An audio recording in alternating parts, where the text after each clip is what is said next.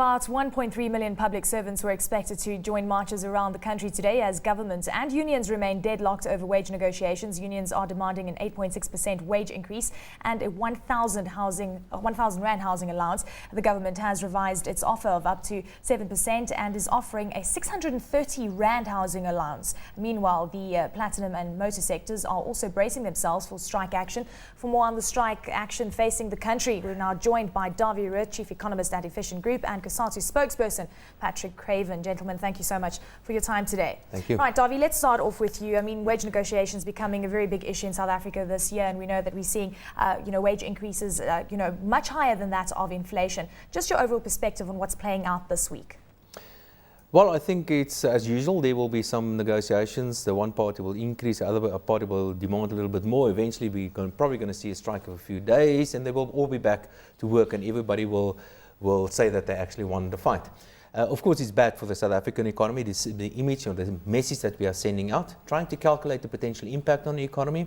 The short answer on that is probably it's not going to impact that much on the economy. There's some statistical reasons behind that, the way it is calculated. The state is continue to spend a certain amount of money on civil servants or salaries on state workers. So we won't see on the numbers much of an impact on the economy. It really depends on how long the strike is going to go on, and of course it really depends on the potential, how disruptive the strike's potential can be. But the short answer to this probably is not much of an impact on the South African economy. Patrick, what's your view on that? Because the two sides aren't very far apart at this stage. We had the numbers up on the screen just a moment ago, and it looks like they're very close to finding some middle ground.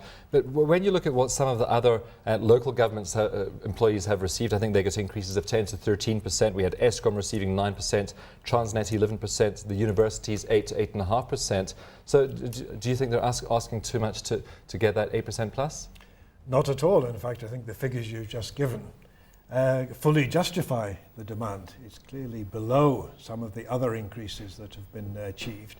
And given the importance of these workers to society as a whole, they're people on whom our future depends, it's absolutely right that they should be demanding what I regard as a very modest increase in their I see Dawie shaking his head. A modest increase. There's still not a modest increase. An increase in excess of the inflation rate is certainly far too high. This is probably going to add another 4 billion to the tax burden on the economy. I would like to ask Patrick, what taxes would you like to see increased?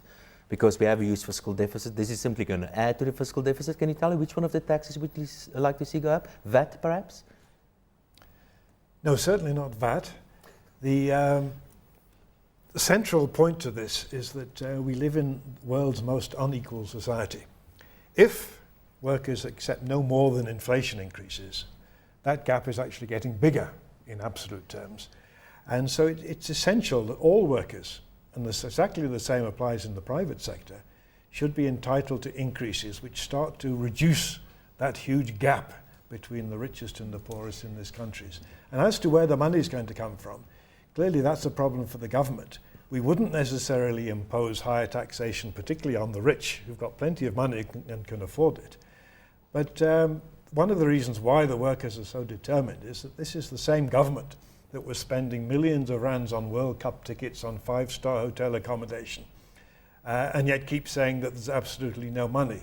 The workers frankly don't believe it, and I'm sure that will be vindicated in the next short period. I don't want to be too specific, when the government undoubtedly is going to have to come up with a better offer. Well, that's an interesting point that Patrick mentions, because he is right. At the end of the day, if we do have enough money to spend on World Cup tickets, and we do have enough money to spend on stadia that are probably going to become white elephants, of course that is very much in dispute, and the maintenance of these stadia, then surely we should be able to give enough money to the people that mean the most to us, in other words the teachers and the doctors out there. So it is a good counter argument. Well, certainly, and I can't disagree with Patrick on that one. What we need to do, we have to get our priorities right, and certainly World Cup tickets should not be priority number one. We have to look after our civil servants, of course, but I have to make a comment about the gap between the haves and the have-not, this increase in disparities on income in South Africa.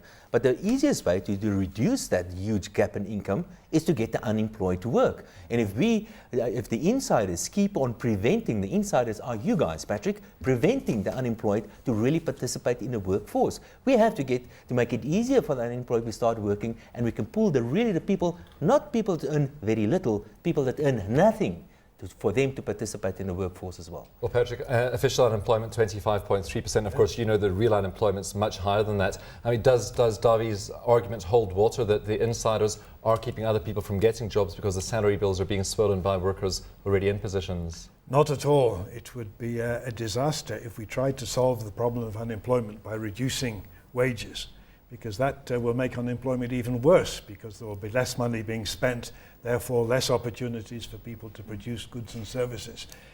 The big problem we have in this country is the huge number of people who are not economically active, are not spending money in the shops because they are so poor.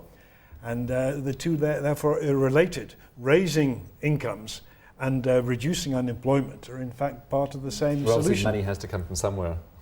Indeed, but you have to generate money.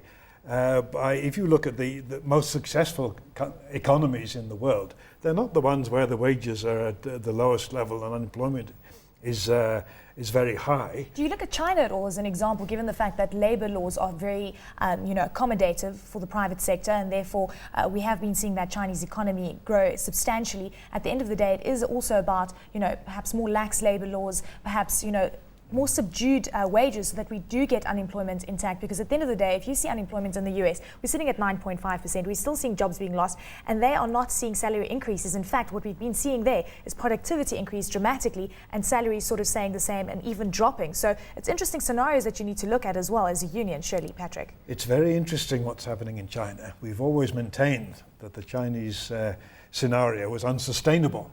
And recently, there have been wave after wave of strikes in China.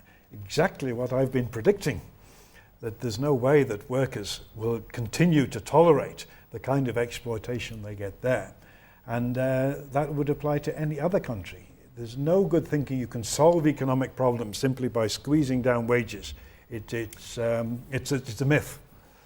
Dawie? What I'm particularly concerned about is the strikes of the teachers, and you can look at some. We took exams 2 for months instance, away. if you look at South Africa, how much we spent on education, as a relative to GDP, we spend a lot of money on education in South Africa. Money is certainly not the point, but if you look at the outcomes, Patrick, what we need to do, we have to pay the good workers much more, and we have to do something about bad workers. There are far too many of them.